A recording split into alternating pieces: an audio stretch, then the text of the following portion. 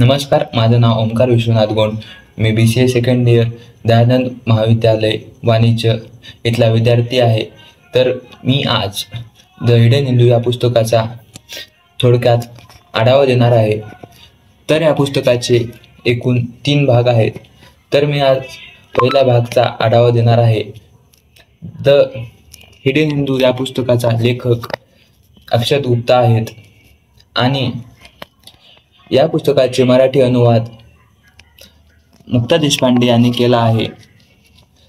The hidden Hindu म्हणजे गुप्त हिंदू, रहस्याने भरलेला हिंदू, परंपरा आणि तत्वज्ञान लपवून ठेवलेला व्यक्ती.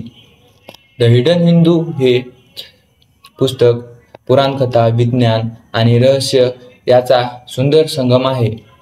लेखक अक्षत गुप्ता यांनी लिहिलेल्या या कादंबरीत भारतीय संस्कृती, अध्यात्म आणि आधुनिक विज्ञान यांचं अप्रतिम मिश्रण दिसून येते.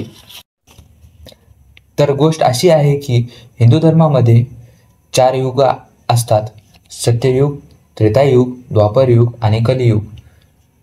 हिंदू धर्माप्रमाणे 7 चिरंजीवी आहेत, म्हणजे 7 अशी व्यक्ती जे की प्रत्येक काळात जिवंत आहेत. आणि ती 7 व्यक्ती म्हणजेच परशुराम, विभीषण, राजा महाबळी, वेदव्यास, अश्वत्थामा, परशुराम हे हनुमान आणि कृपाचार्य. पण एक सामान्य माणूस सुद्धा आहे ज्याला धन्वंतरी ऋषींनी मेल्यानंतरही जिवंत केलं आणि त्याला मृत्युंजयी बनवलं. म्हणजे असा व्यक्ती जो कधीही मरणार नाही. त्याला जेव्हा जीवित केलं गेलं त्याचं वय 40 वर्ष होतं आणि युगानुयुग त्याचं वय 40 वर्षच आहे. त्याचं वय कधीही बदलत नाही. ह्या गोष्टीमुळे तो युगानुयुग वेगवेगळ्या ओळखी धारण करतो. तो व्यक्ती रामायणात सुद्धा होता, महाभारतात सुद्धा होता, गुरु गोविंद सिंगांसोबत सुद्धा लढला आणि त्याचं भारताच्या स्वातंत्र्य लढ्यात योगदान होतं. विशेष म्हणजे त्याचा मृत्युंजयी असण्याचा रहस्य एका पुस्तकात आहे. जे पुस्तक युगानुयुगे हजारो वर्ष त्या व्यक्तीने स्वतःजवळ जपून ठेवलं आहे.